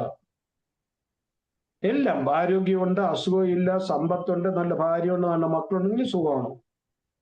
ഒരു വലിയ സമ്പന്ന വ്യക്തി, അതിന്റെ പേര് ഞാൻ മറന്നുപോയി, US-ലെ UK-ലെ കണ്ടുള്ളതാണ്. അദ്ദേഹത്തോട് ഭയങ്കര മൾട്ടി മില്യണർ, അങ്ങോട്ട് ഒരുപാട് വലിയ മില്യണറാണ്. അതിനോട് ഒരു പ്രാവശ്യം ഒരു ന്യൂസ് റിപ്പോർട്ടർ ചോദിച്ചു, അങ്ങയുടെ ആഗ്രഹം ഇനി എന്താണ് ബാക്കിയുള്ളത്? എന്താഗ്രഹം ഇനി ബാക്കിയുണ്ടോ? കാര്യം പൈസ വേണം, എന്ത് വേണമെങ്കിൽ സാധിക്കാം എന്ന് പറഞ്ഞാൽ, എന്റെ ആഗ്രഹം എന്ന് പറഞ്ഞാൽ ഈ ലോകത്തുള്ള എല്ലാ മനുഷ്യരും എന്നെ പോലെ റിച്ചാണ്, എന്നെ പോലെ സമ്പന്നരാണ് എന്ന് ചോദിച്ചാൽ അതെന്തിനാ? എങ്കിലേ അവർക്ക് മനസ്സിലാകത്തുള്ളൂ ഈ പൈസക്കകത്ത് സുഖവും സന്തോഷവും ഇല്ല എന്നുള്ളത്. മനോഹരമായിട്ടാണ് പറഞ്ഞിരിക്കുന്നത്. അപ്പൊ ലോകസ്യ അജാനത വിദ്വാൻ, ലോകത്തിലെ ജനങ്ങൾ അജ്ഞരാണ്. എനിക്ക് ഇവിടെ സുഖം കിട്ടും, അവിടെ സുഖം കിട്ടും എന്ന് പറഞ്ഞ് 10-20 ആലോചിച്ച് നോക്കുക. 10-20 വർഷം രാവും പകലും ഒന്ന് പഠിച്ച് ഇപ്പൊ എന്താണ് ഈ നീറ്റിന്റെ കുട്ടികൾ പാസ്സായപ്പോ ഇവിടെ നമ്മുടെ അമ്പലത്തിലെ 3-4 കുട്ടികൾ പാസ്സായിട്ടുണ്ട്. ഞാൻ അവര് വന്നു, എല്ലാവരും കൺഗ്രാജുവേറ്റ്, ഞാനും കൺഗ്രാജുവേറ്റ് ചെയ്ത് അവരെ നമുക്ക് ഡീമോറലൈസ് ചെയ്യാൻ പറ്റില്ല. ഇപ്പൊ അതുങ്ങൾക്ക് എത്ര വയസ്സ് കാണും? 15, 17, 18 വയസ്സായിരിക്കും.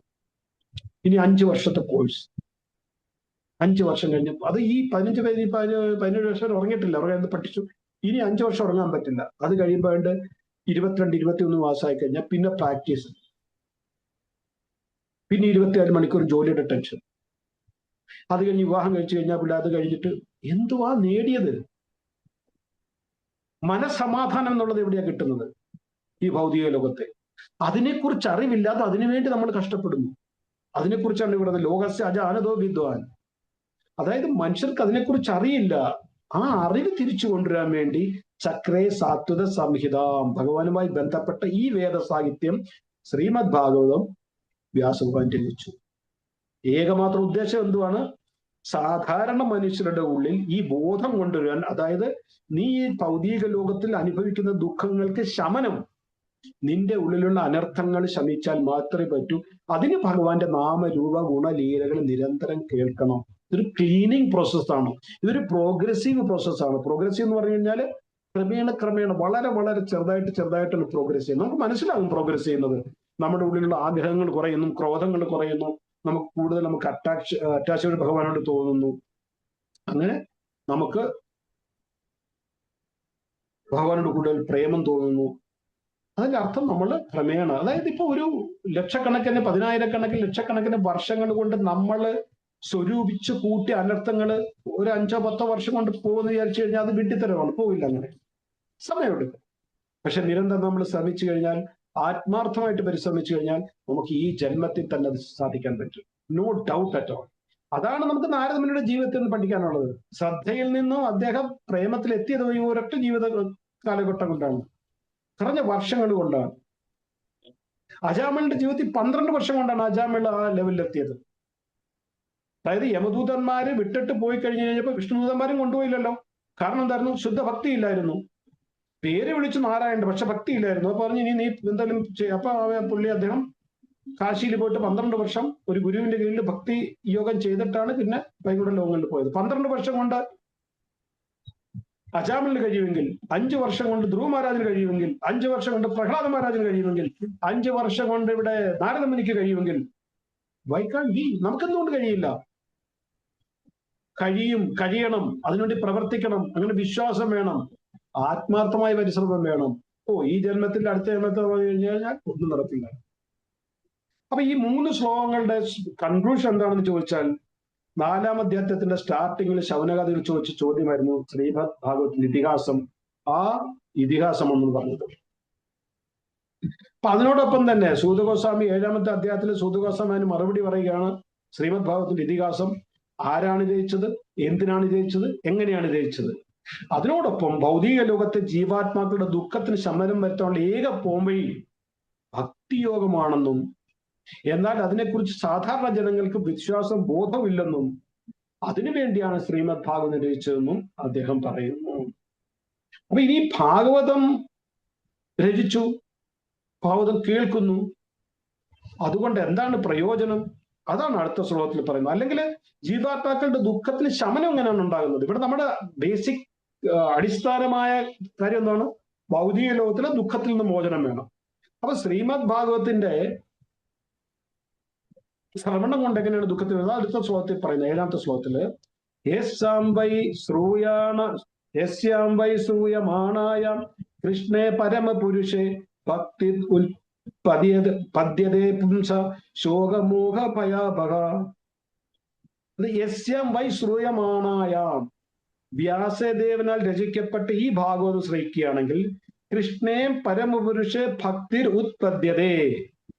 കൃഷ്ണേ പരംപുരുഷൻ ഏറ്റവും വലിയ ഭഗവാനായ കൃഷ്ണനോടുള്ള ഭക്തി പ്രേമം ശ്രോതാവിന്റെ ഉള്ളിൽ ഉത്പദ്യതേ, നാമ്പെടുക്കുന്നു, മുളയ്ക്കുന്നു. എത്രമാത്രം നമ്മൾ ഭാഗവതം കൂടുതൽ വായിക്കുകയും കേൾക്കുകയും ചെയ്യുന്നു, അത്രമാത്രം നമ്മളുടെ ഉള്ളിൽ കൃഷ്ണഭക്തി വളരുന്നു. അതുകൊണ്ട് ശ്രോതാവിന്, അതായത് ഭഗവാനോടുള്ള ഭക്തി പ്രേമം ശ്രോതാവിനുള്ളിൽ നാമ്പെടുക്കുന്നതുകൊണ്ട് എന്താണ് പ്രയോജനം? അതാണ് അടുത്ത വരിയിൽ പറഞ്ഞത്, ശോക മോഹ ഭയ അപഹ. തൽക്ഷണം ശോകം, മായ, ഭയം എന്നീ വികാരങ്ങൾ നശിക്കപ്പെടുന്നു. ശോകം എപ്പോഴാണ് ഉണ്ടാകുന്നത്? നമുക്ക് എന്തെങ്കിലും കിട്ടാതെ വരുമ്പോൾ, നമുക്ക് എന്തെങ്കിലും ബുദ്ധിമുട്ടുകൾ ഉണ്ടാകുമ്പോൾ, ജീവിതത്തിൽ നമ്മളുടെ എക്സ്പെക്ടേഷൻ, പ്രതീക്ഷ അനുസരിച്ച് കാര്യങ്ങൾ നടക്കാതെ വരുമ്പോഴാണ് ദുഃഖം ഉണ്ടാകുന്നത്. നോക്ക്, നമുക്ക് എന്താ പ്രശ്നം വെച്ചാൽ നമ്മൾ ഒരു പ്ലാൻ ചെയ്യും ജീവിതത്തിൽ. എന്നിട്ട് നമ്മൾ ആഗ്രഹിക്കുന്ന കൃഷ്ണൻ അതനുസരിച്ച് റെസിപ്രോക്കേറ്റ് ചെയ്യണം. അതനുസരിച്ച് കൃഷ്ണൻ നമ്മളോട് എന്താ പറയുക, റെസിപ്രോക്കേഷൻ എന്തോ മലയാളത്തിൽ പറയുന്നത്, അതനുസരിച്ച് പ്രതിപ്രവർത്തനം ലഭിക്കണം. പക്ഷെ കൃഷ്ണ ഒരു പ്ലാൻ ഉണ്ട്, അത് നമ്മുടെ പ്ലാനുമായിട്ട് ചേരണം നിർബന്ധമില്ല. നമ്മളുടെ വർത്തമാനത്തിൽ എന്താണ് സംഭവിക്കുന്നത് അതിനെച്ചാണ് നമ്മൾ ഫ്യൂച്ചർ പ്ലാൻ ചെയ്യുന്നത്, നമ്മുടെ ഭാവി കാര്യങ്ങൾ പ്ലാൻ ചെയ്യുന്നത്. പക്ഷെ നമ്മുടെ ഭാവി കാര്യങ്ങൾ എന്താണെന്ന് നമുക്കറിയില്ല, അത് ഭഗവാൻ അറിയാം. ഭഗവാൻ നമ്മുടെ ഭാവിയിലോട്ട് നോക്കിയിട്ട് നമ്മുടെ വർത്തമാനം അഡ്ജസ്റ്റ് ചെയ്യും. അപ്പൊ നമ്മളുടെ ആഗ്രഹത്തിനനുസരിച്ച് കാര്യങ്ങൾ നടന്നില്ല, അപ്പൊ വിചാരിച്ചോണം ഇത് ഭഗവാന്റെ ഇഷ്ടത്തിനനുസരിച്ച് നടക്കണം, നടന്നോട്ടം വിട്ടുകൊടുത്തേക്കണം, അപ്പൊ നമുക്ക് ശോകം ഉണ്ടാകില്ല. എന്ത് ജീവിതത്തിൽ, നിങ്ങളുടെ ഭൗതികമായ എന്ത് കാര്യങ്ങളും നിങ്ങളൊരു തീരുമാനം എടുക്കുമ്പോൾ, നിങ്ങളൊരു പ്ലാൻ ചെയ്യുമ്പോൾ, ഒരു വീട് പണിയത് പ്ലാൻ ചെയ്തു, നടന്നില്ല, പോട്ടെ, ഭഗവാൻ ഇഷ്ടമില്ലെങ്കിൽ എങ്ങനെ നടക്കുന്നേ? ഭഗവാൻ വേറെ എന്തെങ്കിലും പ്ലാൻ കാണും, എന്തെങ്കിലും നല്ല പ്ലാൻ കാണും. അപ്പൊ ശോകം ഉണ്ടാകാനുള്ള കാരണം നമ്മളുടെ പ്ലാൻ അനുസരിച്ച് ഭഗവാന്റെ പ്ലാൻ വരാതിരിക്കുമ്പോൾ നമുക്ക് ദുഃഖം ഉണ്ടാകും. അതേസമയം ഭഗവാന്റെ പ്ലാൻ അനുസരിച്ച് നമ്മളുടെ പ്ലാനിനെ അഡ്ജസ്റ്റ് ചെയ്യാൻ നമുക്ക് ദുഃഖം ഉണ്ടാകില്ല. അപ്പൊ ശോകം, മായയെക്കുറിച്ച് ഞാൻ പറഞ്ഞു, മായാവൃത്തി നമ്മൾ സംസാരിച്ചു. ഭയം, ഫ്യൂച്ചറിനെ കുറിച്ചുള്ള ഭയം, ഇത്ര മാത്രം ഭയം നമ്മുടെ ഉള്ളിലുള്ളതെന്ന് ചോദിച്ചു കഴിഞ്ഞാൽ ഭയങ്കര ബുദ്ധിമുട്ടാണ് പറയുന്നത്. എല്ലാത്തിനും നമുക്ക് ഭയമാണ്, നാളെ എന്ത് സംഭവിക്കും. അപ്പൊ നമ്മള് ശോകമോഹ ഭയ അപഹ എന്ന് പറഞ്ഞാൽ നമ്മൾ ഭാഗവതം വായിക്കുമ്പോഴും കേൾക്കുമ്പോഴും തൽക്ഷണം നമ്മുടെ ഉള്ളിലെ ശോകം, ഭയം, മോഹ, ഈ വികാരങ്ങള്, ഭയം എന്നീ വികാരങ്ങൾ ഇല്ലാതാവും. അത് കാരണം എന്താ? ഭഗവാനോടുള്ള ആശ്രയം കൂടും, ഭഗവാനോടുള്ള വിശ്വാസം കൂടും, ഭഗവാനോടുള്ള ഭക്തി കൂടും. അതനുസരിച്ച് നമുക്ക് കാര്യങ്ങളുടെ ഓരോന്നും മനസ്സിലാകും. ഭക്തിയിൽ ഒരു കാര്യം നിങ്ങൾ എപ്പോഴും മനസ്സിലാക്കിക്കോണം, ഭക്തിയിൽ നമുക്ക് അറിവ് കിട്ടുന്ന പുസ്തകത്താളിലൂടെ അല്ല, ഭക്തിയിൽ അറിവ് കിട്ടുന്നത് നമ്മുടെ ഉള്ളിൽ നിന്നാണ്. ഹൃദയത്തിൽ ഭഗവാൻ പ്രകടമാക്കി തരും. അത് നമ്മളുടെ ഭക്തിയുടെ തീവ്രത അനുസരിച്ചായിരിക്കും. നമ്മുടെ മനസ്സിലൊരു ചോദ്യം വന്നു, ഭക്തിയെക്കുറിച്ച് സംശയം വന്നു കഴിഞ്ഞാൽ നമ്മൾ അറിയാതെ തന്നെ ഭാഗവതം തുറക്കുമ്പോഴോ അല്ലെങ്കിൽ ഏതെങ്കിലും ലക്ഷ്യത്തിൽ അത് അവിടെ വന്നിരിക്കും. എത്ര 100 കണക്കിന് അനുഭവങ്ങൾ.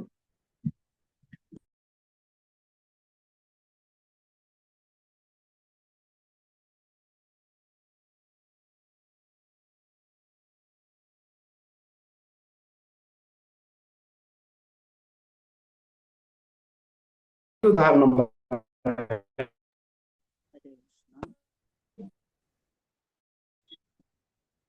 ഭഗവാന് വേണ്ടി ദേവി ജമന്തികളായിരുന്നു ഈ ദർശനാർത്ഥി സമയത്ത് 8 മണിക്ക് ജമന്തി പൂക്കൾ. ഈ ചൂട് സമയത്ത് ഒരു പ്രാവശ്യം ആ ജമന്തി പൂ എടുത്തു കഴിഞ്ഞ് ഞാൻ ഇങ്ങനെ ഭഗവാൻ ഓഫർ ചെയ്യാൻ വേണ്ടി എടുത്തു കഴിഞ്ഞപ്പം ഒട്ടും ഇതില്ലല്ലോ, കാണാൻ പറ്റുന്നില്ല. ശബ്ദം കേൾക്കാവല്ലേ?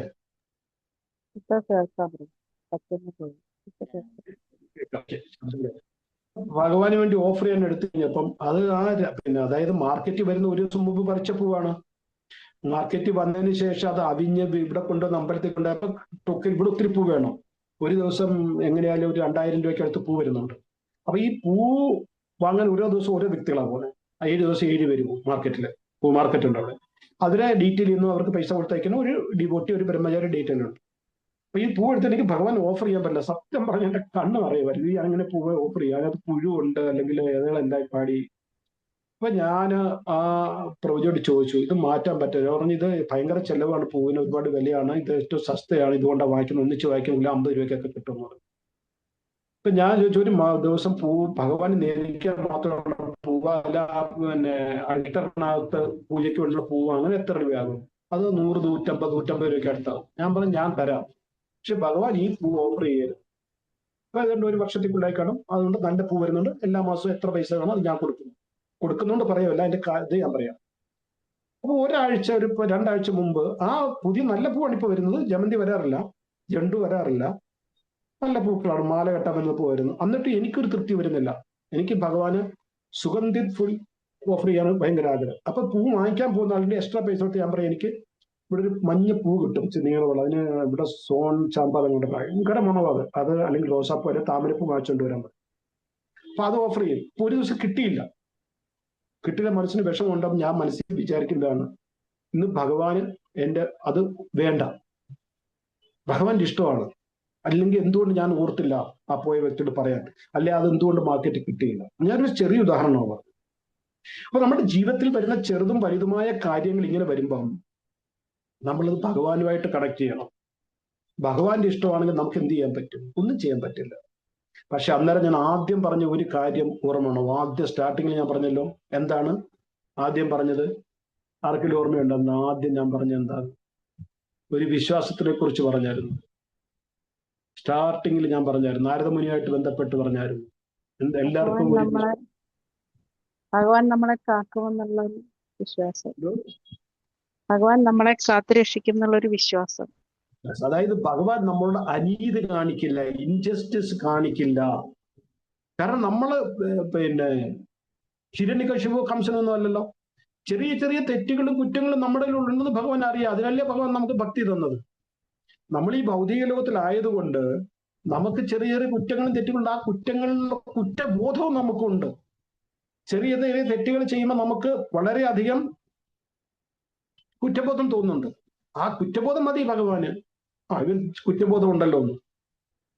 അപ്പൊ ഇവിടെ പറഞ്ഞതിന്റെ അർത്ഥം, നമ്മൾ ഭഗവാന്റെ നാമഗുണ രൂപലീലകള് ശ്രമിക്കുമ്പം നമ്മുടെ ഉള്ളില് ശോകം, മോഹം, ഭയം ഇതൊന്നും വരാൻ പാടില്ല. നമ്മൾ നല്ല പ്ലസന്റ് ആയിട്ട് എപ്പോഴും നല്ല സന്തോഷമായിട്ടിരിക്കണം. എന്ത് വന്നാലും അത് ഭഗവാൻ ഇരിക്കണം. ശ്രീമദ് ഭാഗവതത്തിന്റെ ഇതിഹാസം അവിടെ കൊണ്ടും തീരുന്നില്ല. വ്യാസൻ ശ്രീഭാഗവതം രചിച്ചതിന് ശേഷം അത് അദ്ദേഹത്തിന്റെ മകനായ ശുകഗോസ്വാമിക്ക് ഉപദേശിച്ചു കൊടുത്തു. അപ്പൊ ഇത് കേട്ട് കഴിഞ്ഞപ്പം ശൗനകാദികൾക്കൊരു സംശയം വന്നു. ശുകഗോസ്വാമിയുടെ ഒരു ചോദ്യം ചോദിച്ചത്, സൂതഗോസ്വാമിയുടെ ചോദ്യം ചോദിച്ചത്, ശുകഗോസ്വാമി ആൾറെഡി ആത്മസാക്ഷാത്കാരം ലഭിച്ച വ്യക്തിയായിരുന്നു, പിന്നെ എന്തിനാണ് അദ്ദേഹം ശ്രീമദ് ഭാഗവതം പോലുള്ള ഒരു ഭക്തായ ഗ്രന്ഥം അഭ്യസിക്കേണ്ട കാര്യം എന്താണ്? അദ്ദേഹം ആൾറെഡി ഈ ശോകമോഹം ഭയത്തിലൊക്കെ മുകളിലാണ്. അദ്ദേഹം ആത്മസാക്ഷാത്കാരം ലഭിച്ച വ്യക്തിക്ക് പിന്നെ ഭാഗവത് ഇത്ര പ്രയാസകരമായി ഇത്ര ബൃഹത്തായ ഒരു ഗ്രന്ഥം പഠിക്കേണ്ട കാര്യം എന്താണ്? സൂതഗോസ്വാമി 10ാമത്തെ ശ്ലോകത്തിലാണ് ഉത്തരം പറയുന്നത്.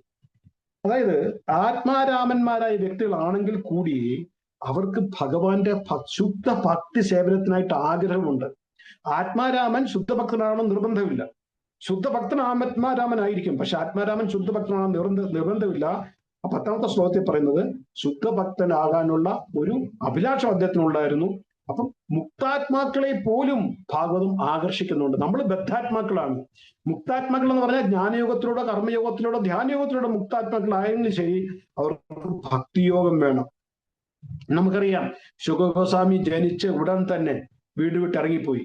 അദ്ദേഹത്തെ തിരിച്ചു കൊണ്ടുവരാൻ വേണ്ടിയിട്ട് വ്യാസഭഗവാൻ അദ്ദേഹത്തിന്റെ ശിഷ്യന്മാരെ അയച്ചിട്ട് ശുഗോസ്വാമിയുടെ വഴിയിൽ 2 ശ്ലോകം പറഞ്ഞിട്ടുണ്ട്. 10ാമത്തെ അധ്യായത്തിൽ 21ാമത്തെ 5ാമത്തെ ശ്ലോകം നമ്മൾ വേണുഗീതം എടുത്തപ്പെടുത്താണ്. ബർഹാവീടം നടവരവു കർണയോ കർണികാരം വിപ്രദ്വാസ കനക കവിശം ചമാലാം.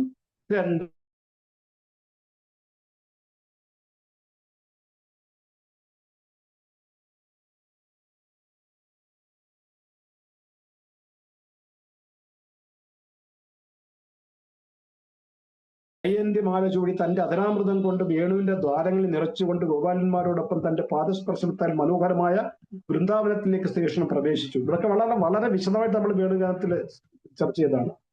അവിടെയെങ്ങും അവിടുത്തെ മഹത്വം ഗീതമായി പാടിക്കൊണ്ടിരുന്നു. 2ാമത് അവർ പാടിയ ശ്ലോകം, അതായത് വ്യാസവാന്റെ ശിഷ്യന്മാർ പാടിയത്, അഹോബഗീയം സ്തനകാളകൂടം ജിഖാംസയാ അപായയത് അഭിസാ അസ്വാധി ലഭേഗതിം ധാത്രി ഉചിതാം തദോന്യം കംവാദയാലും ശരണം വ്രജമേ. അഹോ, എത്ര അത്ഭുതകരമാണ് ഭഗവാൻ ശ്രീകൃഷ്ണന്റെ കരുണ. പൂതന എന്ന അസാധി രാക്ഷസി കൊല്ലണമെന്ന നിർദ്ദേശത്തോടെ തന്റെ വിഷം പുരട്ടിയ മുലകൃഷ്ണൻ കുടിപ്പിച്ചെങ്കിലും ഭഗവാൻ അവളെ സ്വന്തം അമ്മയ്ക്ക് ലഭിക്കേണ്ട സ്ഥാനത്ത് തുല്യമായ ഉന്നതഗതി നൽകി. അങ്ങനെയുള്ള അത്യന്തയാനിധിയായ ഭഗവാനെ വിട്ട് മറ്റേരെയാണ് നാം ശരണം പ്രാപിക്കുക. അപ്പൊ ഈ 2 ഇത് കേട്ട് കഴിഞ്ഞപ്പോഴാണ് ശുഗോസ്വാമി തിരിച്ചു വന്ന് ഭഗവാന്റെ ആകർഷണം തോന്നിയത്. മുക്താത്മാക്കളാണെങ്കിലും ശുദ്ധ കൃഷ്ണ ഭക്തി അവരെല്ലാം ആഗ്രഹിക്കുന്നു. അപ്പൊ ചുരുക്കി പറഞ്ഞാൽ ഭഗവാന്റെ ലീലകളും ഗുണങ്ങളും ശുഗോസ്വാമി വല്ലാതെ ആകർഷിച്ചിരുന്നു. അതുകൊണ്ടാണ് അദ്ദേഹം ശ്രീമദ് ഭാഗവതം പഠിച്ചതും പഠിപ്പിച്ചതും. ഇപ്രകാരം ശൗനകാദികൾ ചോദിച്ച ആദ്യത്തെ ചോദ്യം ശ്രീമദ് ഭാഗവതത്തിന്റെ ഇതിഹാസ സുഗോസ്വാമി പറഞ്ഞു. അടുത്തത് പരീക്ഷിത് മഹാരാജനെ കുറിച്ചുള്ള ചോദ്യമാണ്. അത് നമുക്ക് അടുത്ത ക്ലാസ്സിൽ വിശദമായിട്ട് ചർച്ച ചെയ്യാം. എല്ലാവർക്കും ഒത്തിരി ഒത്തിരി നന്ദി, നമസ്കാരം. നിങ്ങളൊക്കെ വന്നതുകൊണ്ടും നിങ്ങളെ കൊണ്ട് ഇതൊക്കെ വായിക്കാനും കേൾക്കാനും ശ്രമിക്കുന്നത് കൊണ്ടും നിങ്ങളോടൊക്കെ ഒത്തിരി കടപ്പെട്ടിരിക്കുന്നു. ഹരേ കൃഷ്ണ. ആർക്കെന്ന് ചോദിക്കാനോ പറയാനുണ്ടെങ്കിൽ പറയാം.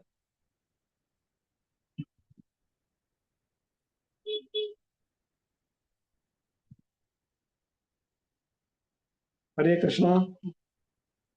ഒന്നുമില്ലെങ്കിൽ നമുക്ക് നിർത്താം.